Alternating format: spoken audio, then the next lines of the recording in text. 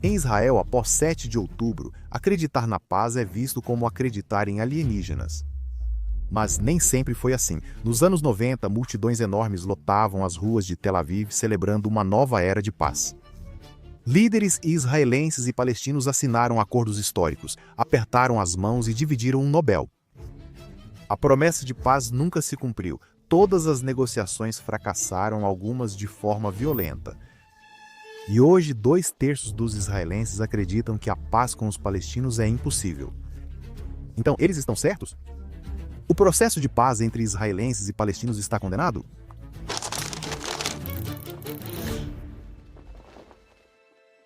Sendo sincero, este é um dos vídeos mais difíceis que já fiz. Sou, de certa forma, um ativista pela paz. Nós concordamos em muita coisa, obviamente, à medida que nos aproximamos como amigos e camaradas nisso. Eu realmente acredito que a paz entre israelenses e palestinos é possível. Isso é um artigo de fé para mim, uma aspiração profética que eu sei que vai se tornar realidade. Aspirações proféticas não seguem o tempo humano. Às vezes é difícil acreditar que a paz vai chegar durante a minha vida, não importa o quanto trabalhemos fervorosamente por isso. Em meus momentos sombrios, temo que tudo piore antes de melhorar. Voltei para cá aos 19 anos, bem na época de uma onda de esfaqueamentos. Jovens palestinos rondavam as ruas com facas de cozinha e chaves de fenda, procurando uma vítima para descarregar sua desesperança e raiva. Muitos nunca voltaram de sua missão macabra, abatidos por soldados ou civis armados.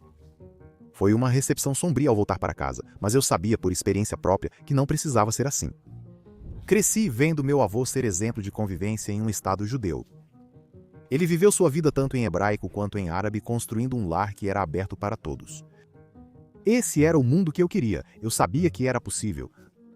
Eu só não sabia como. Quando voltei para Israel, o campo da paz já não existia.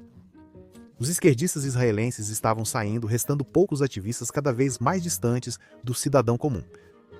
Nos anos 90, a esquerda israelense incorporou a paz à sua identidade. Quem discordava se opunha intensamente, com apoio apaixonado. Mas então começa a segunda intifada. Quase 140 atentados suicidas em 3 anos, muitos deles realizados pelos parceiros da paz, pela Fatah. A Fatah é o partido político palestino que assinou os acordos de Oslo. Eles deveriam ser os moderados na sociedade palestina. Menos de 10 anos após Oslo, eles enviavam homens-bomba para se explodirem em mercados, ônibus e cafés israelenses. E os israelenses começaram a se perguntar: será que houve realmente alguma paz? Será que alguma paz foi oferecida? Será que tudo era só tático e vazio? Quanto mais ouvia os líderes da paz esperando inspiração, mais frustrado ficava.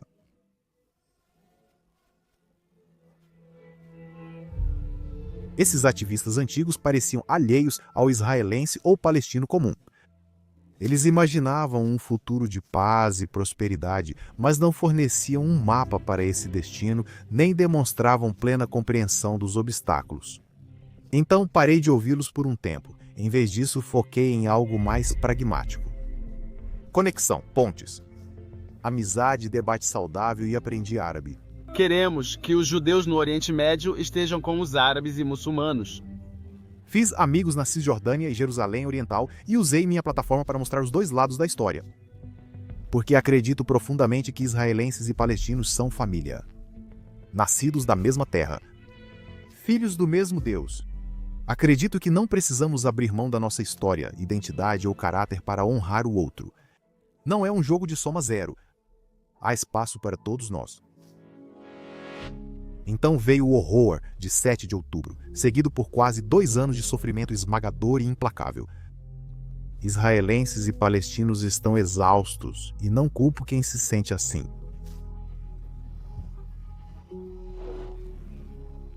Mesmo assim, alguns ativistas seguem lutando. Você se considera um ativista pela paz?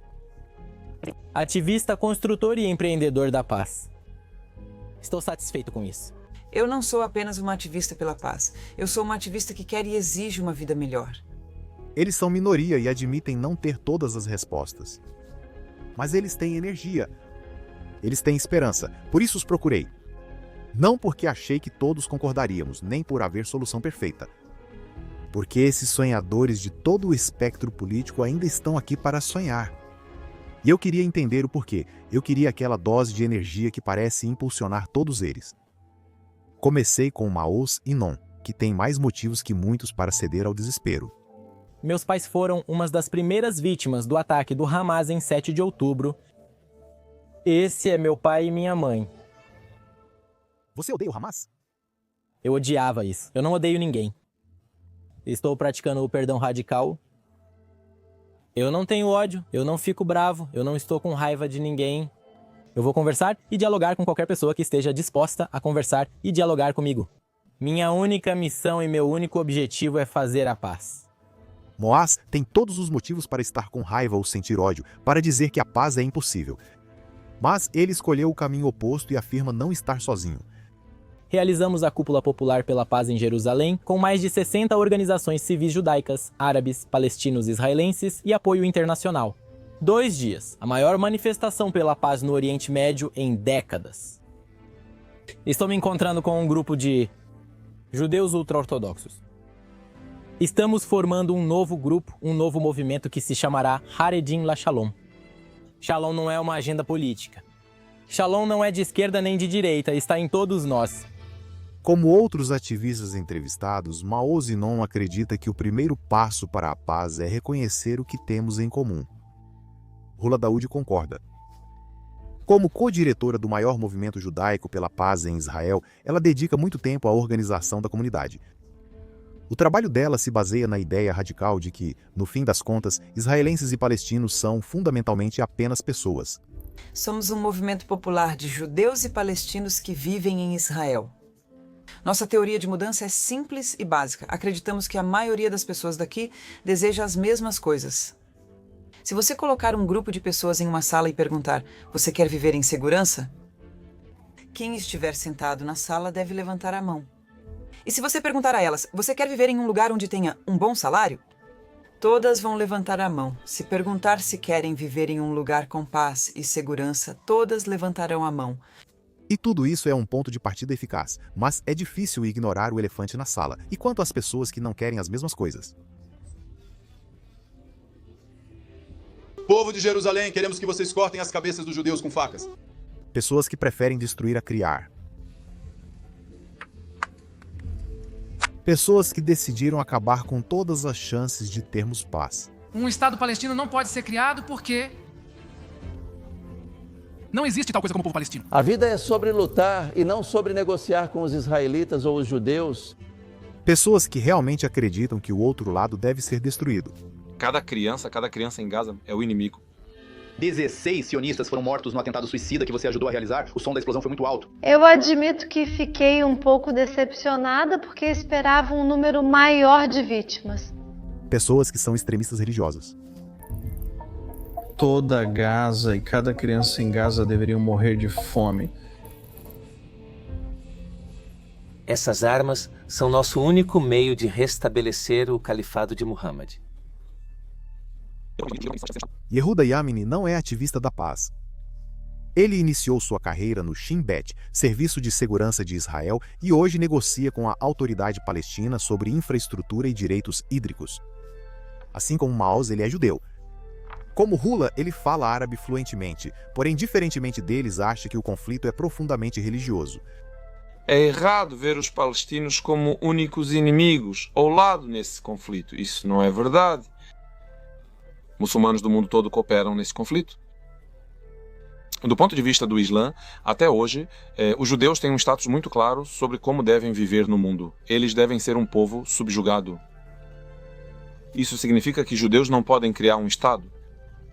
Eles não conseguem ter autonomia nem controlar a si mesmos ou outros povos. Muçulmanos de todo o mundo veem Israel como um Estado judeu, como uma anomalia que se opõe ao Islã, se opõe ao Alcorão. Dr. Yamini destaca os motins anti-judaicos das décadas de 1920 e 1930, a retórica religiosa de líderes palestinos e árabes para inflamar tensões e o uso da causa palestina como mobilização internacional para muçulmanos. No mundo todo, e ele não é o único que pensa assim. Você acredita que a paz é possível? Atualmente, eu não tenho certeza no momento. Eu não acho que seja tão simples. Eu acredito que uma ideia não pode ser destruída. Assim, 1,8 bilhão de muçulmanos no mundo têm uma crença muito forte em matar. Enquanto isso não mudar para todos os judeus, não vejo como seria possível. Discordo porque não ajudamos ao generalizar sobre 2 bilhões de muçulmanos, sendo que a maioria nem imagina ter obrigação religiosa de nos eliminar. O Dr. Yemeni e essa mulher referem-se ao grupo de islamistas radicais como Hamas, Hezbollah ou República Islâmica do Irã, que enxergam o conflito sob uma ótica religiosa. Eles próprios afirmam isso. Portanto, meu querido irmão, massacrar esse inimigo é uma ordem divina. Golpear os pescoços é um dever de acordo com a Sharia. Jerusalém não será apenas a capital da Palestina como um estado independente, será a capital do Califado Islâmico. Para os israelenses, o Hamas não combate a ocupação nem defende os direitos palestinos. Existem teocratas que eles mesmos não dão liberdade aos palestinos sob suas próprias regras. Para cerca de 80% dos judeus israelenses, essa narrativa é compartilhada. Mesmo o israelense mais pacífico admite que essa narrativa nos limita. Argumentar com extremistas religiosos que veem destruir você como dever sagrado é praticamente impossível. Hamas é Hamas. O Hamas não fala sobre paz, porque eles não querem paz. Eles querem nos matar. Se alguém quer te matar, você não pode fazer paz. Mas você tem que criar um clima de paz. Quando o Hamas decidir mudar sua direção, haverá paz. Então nós podemos conversar com eles? Conversar com o Hamas? O Hamas deixou claro que não quer conversar. Mas considere isto.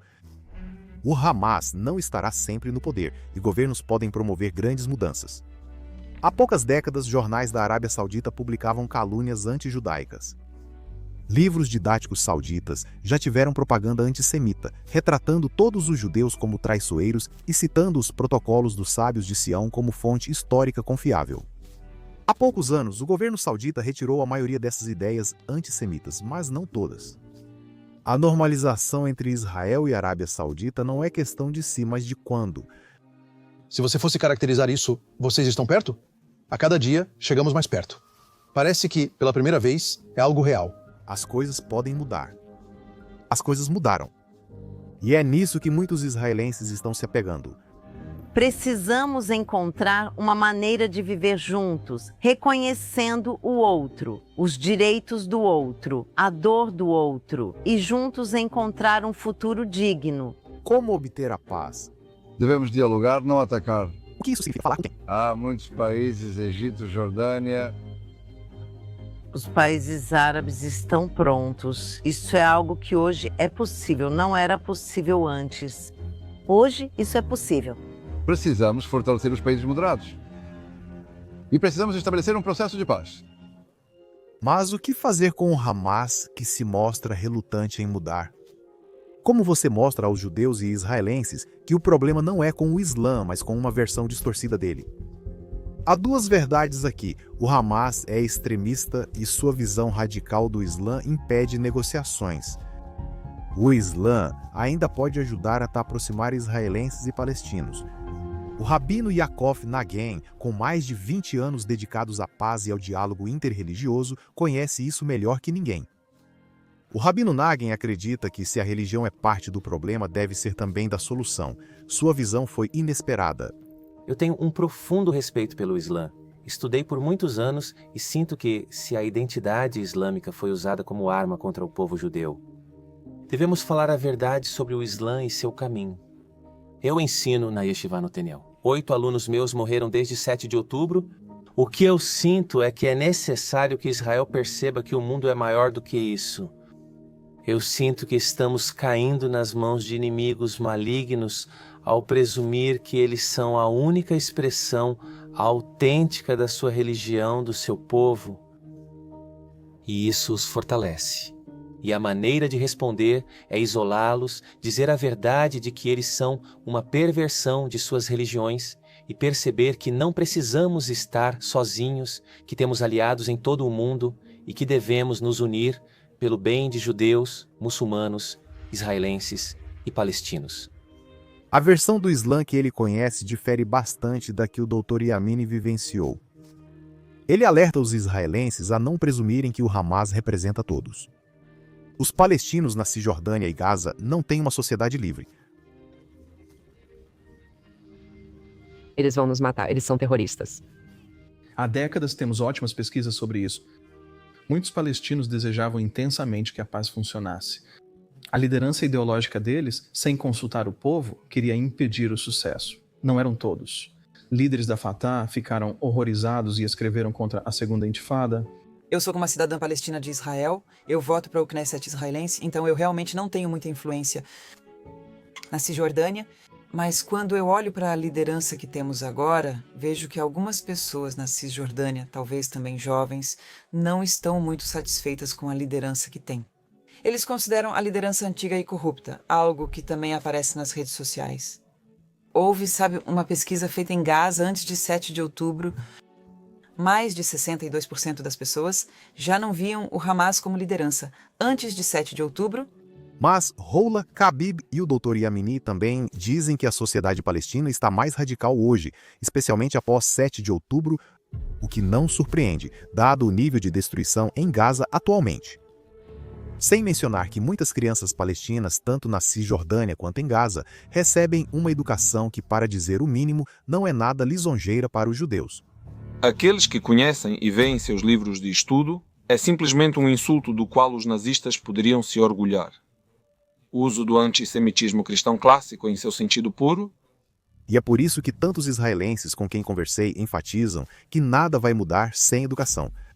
Desde o nascimento, eles já são criados com antagonismo em relação a nós. Então eu acho que começa com a educação, talvez colaborar na educação, tanto judeus quanto árabes juntos. Falar é mais fácil que agir, mas o Dr. Yemeni me lembrou algo importante. A história poderia ter seguido muitos caminhos. E o futuro também. Havia opiniões de que os muçulmanos viam uma realização de uma profecia corânica. Ela aparece na Surata 17, Surata Al-Isra al-Ma'araj, no versículo 104, onde é dito que Allah, nos últimos dias, reunirá os judeus. Há mais de 100 anos, alguns muçulmanos viam o sionismo como cumprimento de profecia corânica. Houve até grupos que surgiram para colaborar com cristãos, muçulmanos e judeus para construir a Terra Santa. Facções islamistas extremistas eliminaram essas vozes moderadas. Elas existiam há pouco, então podem voltar a existir. Na verdade, elas existem neste exato momento. Algumas se manifestam, outras se escondem até ser seguro revelar-se. Esse dia pode chegar antes do esperado, já que o controle do Hamas em Gaza enfraquece. Quanto mais fraco o Hamas fica, maior nossa oportunidade. Temos uma janela de oportunidade, pois o mundo muçulmano também busca soluções atualmente. Nos últimos 100 anos, sempre houve um ator muçulmano lutando contra nós.